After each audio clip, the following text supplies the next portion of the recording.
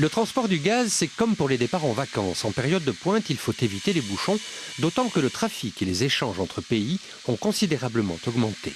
On est vraiment dans un cadre de plus en plus européen, avec un marché qui est devenu européen et qui ramène du gaz des quatre coins du monde. Selon les moments, selon les prix sur les marchés, le gaz peut arriver du nord, du sud, de l'est, de l'ouest.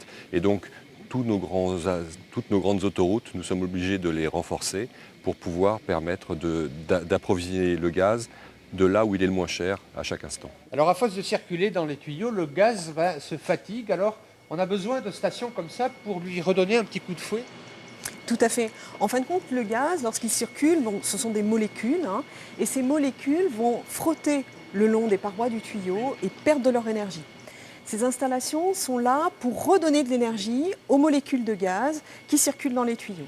Donc nous allons les comprimer, leur redonner l'énergie nécessaire pour que ce gaz puisse parcourir le reste du chemin qui lui est demandé. Alors le gaz arrive ici, il a à peu près une température de 10 degrés. Mais la compression fait qu'il se chauffe jusqu'à 40 degrés et il faut le refroidir, c'est ça ? C'est exact, c'est exact. Il faut le refroidir de façon à ne pas faire de dommages aux cultures, puisque les canalisations de gaz repartent après, à l'issue de ce site, sous les terres, sous les champs. Et donc notre objectif, c'est de ne pas poser problème aux cultures des agriculteurs qui sont nos voisins en fin de compte.